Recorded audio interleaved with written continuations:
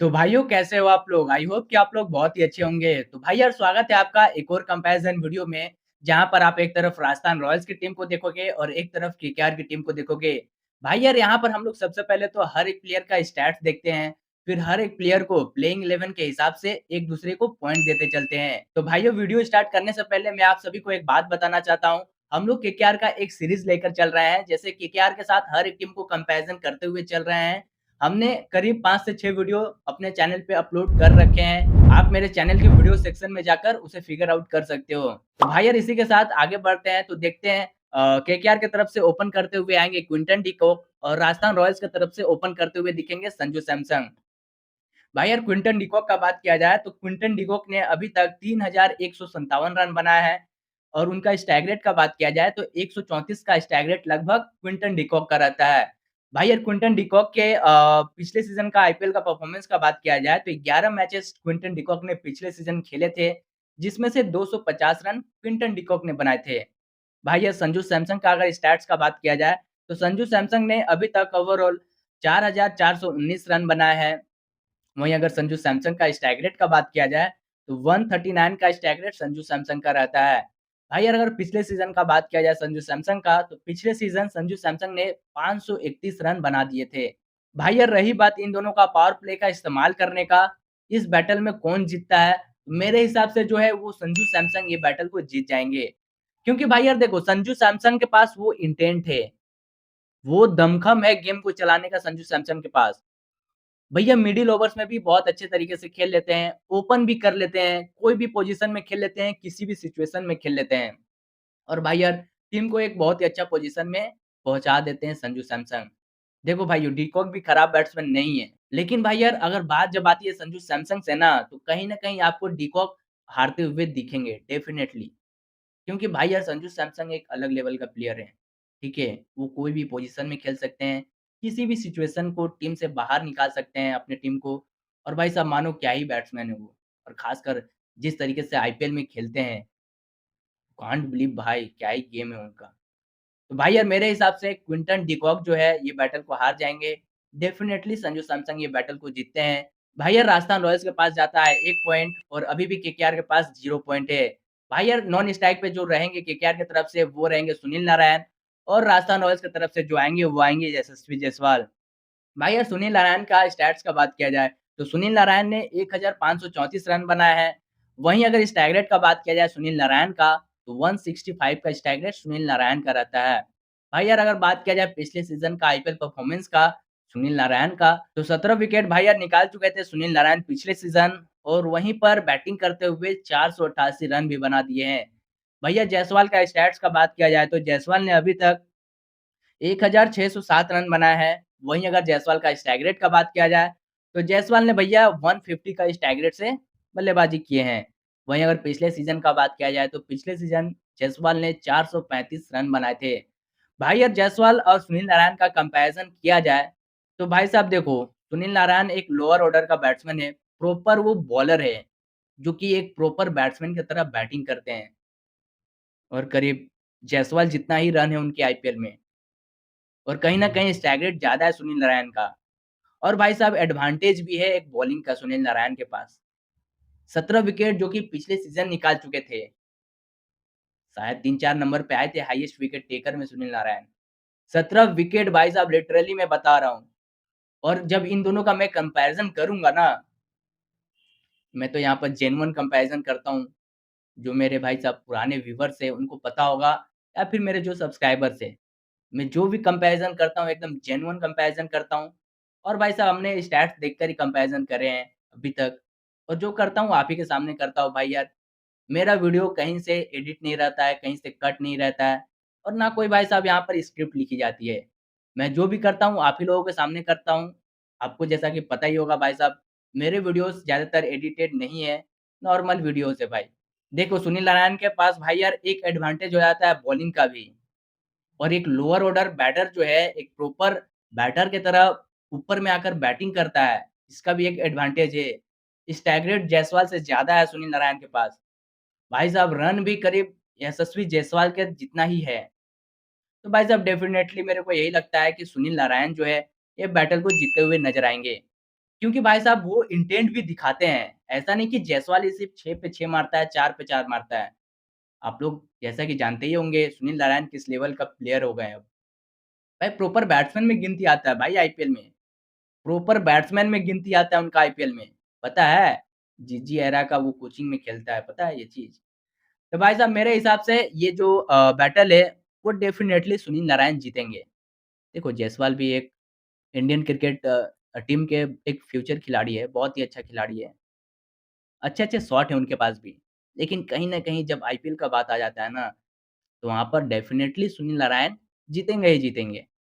भाई साहब केकेआर के पास जाते हैं 2 पॉइंट और राजस्थान रॉयल्स के पास अभी भी है 0 पॉइंट। भाई यार इसी के साथ देखेंगे 3 नंबर पे जो केकेआर की तरफ से आएँगे, वो आएँगे अंक्रिश रघुवंशी और 3 नंबर पे नीतीश राणा आएँगे राजस्थान रॉयल्स की तरफ से। भाई यार एंक्रिस रघुवंशी का स्टैट्स का बात किया जाए तो 163 रन उन्होंने अभी तक कुल आईपीएल में बनाए हैं। वहीं अगर स्ट्राइक रेट देखा जाए तो 155 का स्ट्राइक रेट रघुवंशी का रहता है। वहीं अगर पिछले सीज़न का बात किया जाए तो पिछले सीज़न इन्होंने 163 रन ही बनाए थे। इनका पहला-पहला आईपीएल था। भाई साहब नीतीश राणा का बात किया जाए तो 2636 रन बनाए हैं नीतीश राणा ने और 135 का स्ट्राइक रेट नीतीश राणा का रहता है। 2500 के करीब रन है। भाई साहब पिछले सीज़न का बात किया जाए तो पिछले सीज़न उन्होंने 2 ही मैच खेले थे, करीब 42 के ऑलमोस्ट रन बनाए थे। भाई रही बात इन दोनों में से कंपैरिज़न की, कौन से प्लेयर सबसे बेहतरीन पावर प्ले का इस्तेमाल भी कर लेंगे अगर उनका बैटिंग बाय चांस जल्दी आ जाए तो, और कौन-सा प्लेयर गेम को चला सकते हैं। तो भाई साहब मेरे को ऐसा लगता है कि एंक्रिस रघुवंशी जो है, ये बैटल को जीतते हुए दिखेंगे। क्योंकि भाई साहब देखो नीतीश राणा आज कितने साल से आईपीएल खेलते हुए आ रहे हैं? करीब 6-7 साल से, शायद उससे ज़्यादा। तो भाई साहब एक पारी मेरे को अगर आपको पता होगी तो एक पारी कम से कम मेरे को यहाँ पर बता दो नीतीश राणा की, जिसमें वो बहुत बेहतरीन पारी खेली हो। रघुवंशी ने ऐसा कर दिखाया भाई। पिछले सीज़न ही आकर रघुवंशी ने वो बल्लेबाज़ी कर दिखाया है। भाई साहब क्या ही इंटेंट है रघुवंशी के पास। वो भी 155 का स्ट्राइक रेट से भाई मज़ाक है क्या भाई? ज़्यादा रन नहीं है मैं मानता हूँ लेकिन वो इंटेंट इंटेंट ही तो सब कुछ है भाई। प्लेयर को आगे ले जाने का कारण क्या है? इंटेंट। ट्रेविस हेड के पास क्या है? इंटेंट।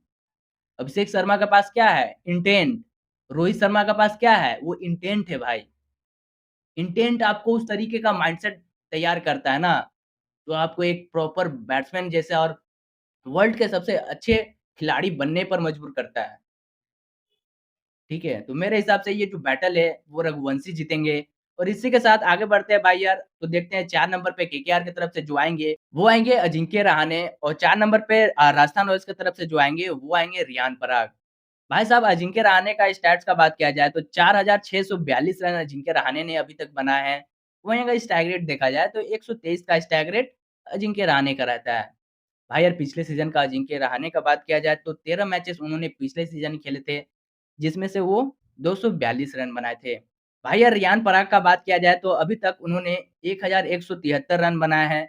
वहीं अगर स्ट्राइक रेट का बात किया जाए रियान पराग का तो 135 का लगभग स्ट्राइक रेट रहता है रियान पराग का।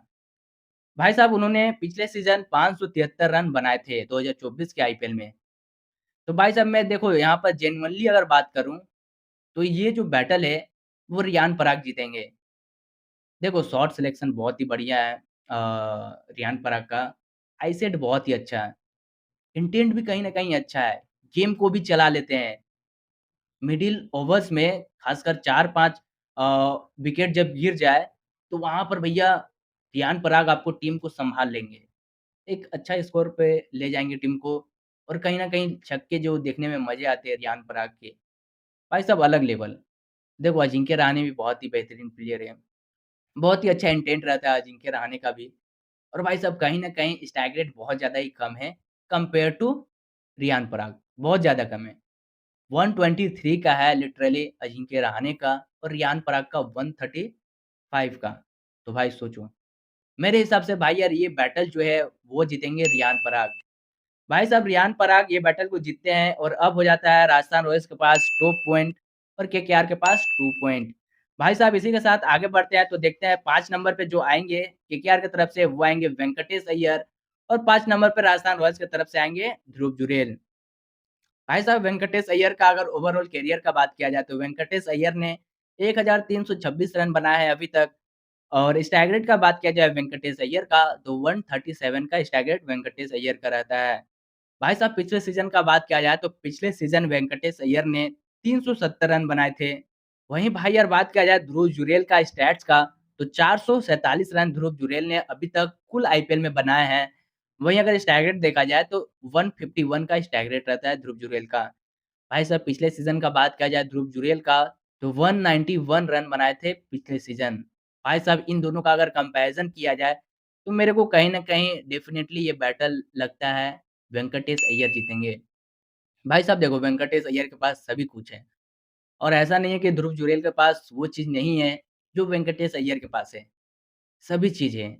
लेकिन एक चीज़ एडवांटेज हो जाती है वेंकटेश अय्यर के पास, वो क्या है पता है? वो है भाई साहब बॉलिंग। वेंकटेश अय्यर बॉलिंग भी करता है, बॉलिंग करते हुए भी विकेट लिए हैं पिछले सीज़न कम से कम 8 विकेट लिए हैं पिछले सीज़न, बॉलिंग करते हुए। तो भाई साहब कम से कम और ये चीज़ का एडवांटेज है वेंकटेश अय्यर के पास। तो आई थिंक वेंकटेश अय्यर ये बैटल को जीतते हैं। भाई साहब इसी के साथ आगे बढ़ते हैं तो देखते हैं 6 नंबर पे केकेआर की तरफ से आएँगे रिंकू सिंह और राजस्थान रॉयल्स की तरफ से आएँगे कौन पता है? वैभव सूर्यवंशी, एक नए खिलाड़ी जिनका पहला-पहला आईपीएल होगा, करोड़पति बन गए थे भैया। तो भाई साहब इनका इंटरेस्टिंग रहेगा देखना गेम किस तरीके का रहता है। मैं इनके टी20 का स्टैट्स देखकर बताऊँगा, ठीक है? क्योंकि इन्होंने एक भी आईपीएल खेली नहीं है। रिंकू सिंह का बात किया जाए भाई यार तो 148 का स्ट्राइक रेट है रिंकू सिंह अभी तक बल्लेबाजी किए हैं। वहीं अगर रन देखा जाए रिंकू सिंह का तो 893 रन बनाए हैं रिंकू सिंह ने। वहीं भाई साहब वैभव अरोड़ा का बात किया जाए तो 110 का स्ट्राइक रेट रहता है वैभव अरोड़ा का। क्या ही होगा भाई 110 का स्ट्राइक रेट से? टेस्ट खेलना है क्या? या फिर रणजी? भाई साहब इंटरेस्टिंग रहेगा वैभव सूर्यवंशी का गेम देखने में, किस तरीके का वो गेम खेलते हैं। क्या जो उनको 1 करोड़ मिला है, उनका फ़ायदा उठा पाते हैं या फिर थोड़े नर्वस रहते हैं? इंटरेस्टिंग रहेगा। भाई साहब टी20 का अगर रन का बात किया जाए वैभव सूर्यवंशी का तो 132 रन बनाए हैं वैभव सूर्यवंशी ने टी20 में। भाई साहब इनका कोई कंपैरिज़न ही नहीं है, ये बैटल डेफ़िनेटली रिंकू सिंह जीतेंगे। टाइम वेस्ट करने से कुछ फ़ायदा नहीं है भाई साहब। रिंकू सिंह अलग लेवल का फिनिशर है भाई। सेंचुरी पे सेंचुरी मार रहे थे लेकिन स्ट्राइक रेट बहुत कम है। हमने वहाँ पर भी देखा है भाई 100 बॉल पे 100 रन मार रहे हैं, 110 बॉल पे 70 रन मार रहे हैं। ऐसा कुछ खेल रहे हैं वो टीम अंडर 19 का वर्ल्ड कप में। वैभव सूर्यवंशी का ही बात कर रहा हूँ। भाई यार इसी के साथ आगे बढ़ते हैं तो 7 नंबर पे देखेंगे आंद्रे रसल आते हैं और 7 नंबर पे आरआर की तरफ से आएँगे सिमरन हेटमायर। भाई साहब सिमरन हेटमायर का अगर ओवरऑल करियर का बात किया जाए तो 153 का स्ट्राइक से अभी तक कुल रन बनाए हैं आईपीएल में। वहीं अगर रन देखा जाए तो 1243 रन आईपीएल में बनाए हैं। आंद्रे रसल का बात किया जाए तो भैया 174 का स्ट्राइक रेट है। 2284 रन बनाए हैं अभी तक आंद्रे रसल ने। भाई साहब अगर इन दोनों का अगर मेरे को कंपैरिज़न में किसी एक के साथ जाना हो, दोनों में से किसी एक के साथ, तो मैं डेफ़िनेटली आंद्रे रसल के साथ जाऊँगा। क्योंकि भाई साहब आंद्रे रसल एक गज़ब के फिनिशर है। मानो केकेआर के लिए एक कब से वो खेल रहे हैं, करीब 10-12 साल से तो वो केकेआर के लिए ही खेल रहे हैं। और आई थिंक जब से वो आईपीएल शुरू हुआ है तब से शायद केकेआर की टीम में ही थे क्या? पता नहीं भाई। अगर आपको पता होगा तो ये चीज़ कमेंट करके बताना भाई साहब, केकेआर के लिए आंद्रे रसल कब से खेल रहे हैं? क्या वो जब से आईपीएल स्टार्ट हुआ है तभी से खेल रहे हैं या फिर पहले किसी भी टीम में थे? शायद मेरे को याद नहीं है, अगर आपको भाई साहब याद होगा तो कमेंट करके एक बार ज़रूर बताना भाई यार। भाई साहब इन दोनों का अगर कंपैरिज़न का बात किया जाए किसी एक के साथ जाना हो, तो मैं एंड्रे रसल के साथ जाऊँगा डेफ़िनेटली। इसी के साथ आगे बढ़ते हैं भाई यार तो देखते हैं 8 नंबर पे केकेआर की तरफ से आएँगे, वो आएँगे वरुण चक्रवर्ती और भाई साहब महेश तीक्ष्णा जो आएँगे, वो आएँगे राजस्थान रॉयल्स की तरफ से। भाई साहब वरुण चक्रवर्ती का स्टैट्स का बात किया जाए तो 83 विकेट अभी तक आईपीएल में चटकाए हैं उन्होंने और बात किया जाए इकोनॉमी का तो 7.56 का रहता है वरुण चक्रवर्ती का। भाई साहब महेश तीक्ष्णा का बात किया जाए तो 25 विकेट अभी तक आईपीएल में उन्होंने भी चटकाए हैं और 7.66 का इकोनॉमी रहता है महेश तीक्ष्णा का। भाई अगर किसी एक के साथ मेरे को यहाँ पर जाना हो, किसी एक को जिताना हो बैटल में, तो भाई साहब वरुण चक्रवर्ती के साथ मैं जाना चाहूँगा। क्योंकि भाई साहब वरुण चक्रवर्ती के पास एक भूख है, मतलब एक भूख सा रहता है हमेशा देखना जब भी वो विकेट लेंगे वरुण चक्रवर्ती, कभी भी विकेट लेते हैं, तो उस तरीके का सेलिब्रेशन नहीं करते हैं, जिस तरीके का उनको करना चाहिए। जिस तरीके से हर एक स्पिनर करता है, वो नहीं करते हैं। वो उनका माइंडसेट अलग ही रहता है भाई। वो सोचते रहते हैं कि नेक्स्ट विकेट किसका लेना है और कब लेना है। वो लिटरली भाई साहब साउथ अफ्रीका के खिलाफ पिछले सीरीज़ में जिस तरीके का गेंदबाजी किए हैं वरुण चक्रवर्ती ने, लिटरली भाई गज़ब का बॉलिंग भाई। एक भूख-सा रहता है उनको विकेट लेने का। और तीक्ष्णा भाई साहब कैरम बॉल फेंकते हैं, फ्लैट फेंकते हैं, कहीं न कहीं 1-2 यॉर्कर मार दिए हैं, कभी-कभी पेस बॉल करने लगते हैं। मतलब बहुत सारे थिंग्स मतलब तीक्ष्णा के पास। मतलब बैट्समैन को कैसे चकमा देना है, कोई तीक्ष्णा से सीखे। भाई अलग लेवल भाई। शादी-वादी भी कर रखा है तीक्ष्णा, पिछले महीने ही किए हैं। भाई साहब इसी के साथ आगे बढ़ते हैं तो 9 नंबर पे केकेआर की तरफ से आएँगे हर्षित राणा और फैज़ल फारूकी आएँगे राजस्थान रॉयल्स की तरफ से 9 नंबर पे। भाई साहब हर्षित राणा का ओवरऑल करियर का बात किया जाए तो 25 विकेट उन्होंने अभी तक आईपीएल में चटकाए हैं और 9 का इकोनॉमी रहता है हर्षित राणा का। फैज़ल फारूकी का भैया बात किया जाए तो अभी तक आईपीएल में उन्होंने 6 विकेट निकाले हैं। वहीं अगर इकोनॉमी देखा जाए तो 8.96 का रहता है। भाई साहब देखो फैज़ल फारूकी भी बहुत ही बेहतरीन बॉलर है। तगड़े-तगड़े विकेट निकाल कर बैठे हैं भैया फैज़ल फारूकी। अफ़गानिस्तान के लिए तो मानो भैया एक लॉटरी सा लग गया है, इतना अच्छा बॉलर मिल गया उनको। पावर प्ले का बॉलर एक चाहिए था अफ़गानिस्तान को भी।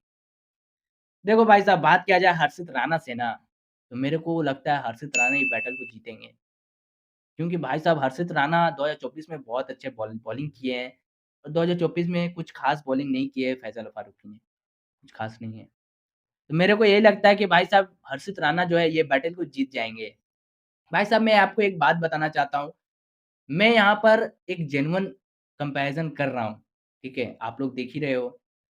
लेकिन भाई यार कुछ गलत कमेंट्स भी आते हैं, मैं पढ़ता हूँ डेफ़िनेटली और भाई साहब मेरे जो वर्ड्स रहते हैं ना, वो हमेशा कंट्रोवर्शियल ही रहते हैं।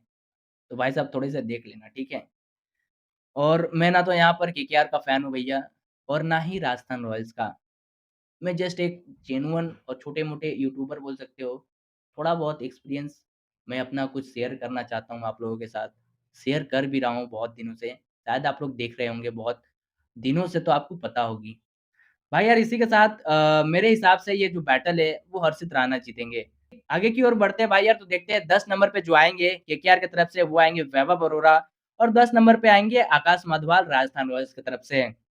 भाई अब वैभव अरोड़ा का बात किया जाए तो 19 विकेट अभी तक वैभव अरोड़ा ने निकाले हैं आईपीएल में और भाई साहब इकोनॉमी का बात किया जाए तो 9.88 का इकोनॉमी रहता है वैभव अरोड़ा का। आकाश माधवाल का बात किया जाए तो 19 विकेट अभी तक आईपीएल में चटकाए हैं। 9.70 का इकोनॉमी रहता है आकाश माधवाल का। भाई साहब इन दोनों का अगर कंपैरिज़न किया जाए, तो मैं जाना चाहूँगा आकाश माधवाल के साथ।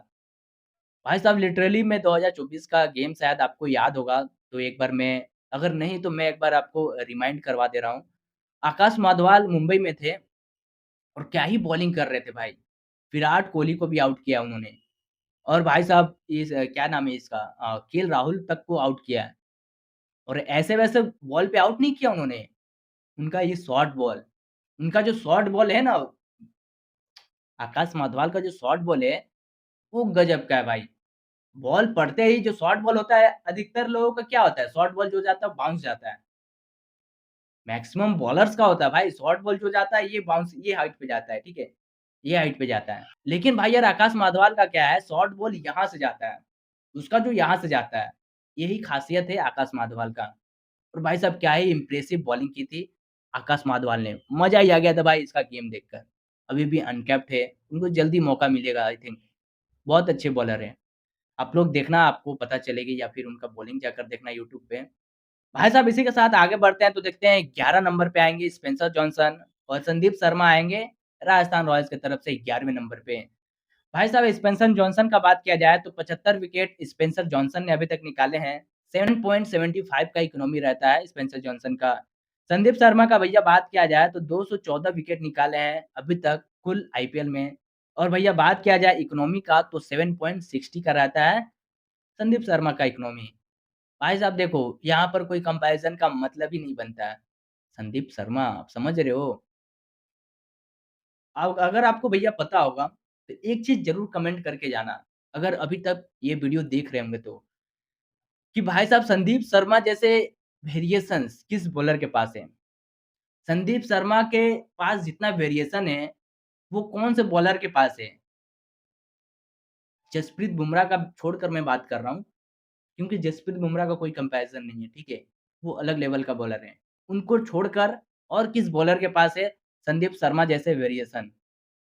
भाई साहब ये बैटल जो है वो तो डेफ़िनेटली संदीप शर्मा जीतेंगे ही जीतेंगे, लेकिन ये चीज़ कमेंट करके ज़रूर बताना भाई यार।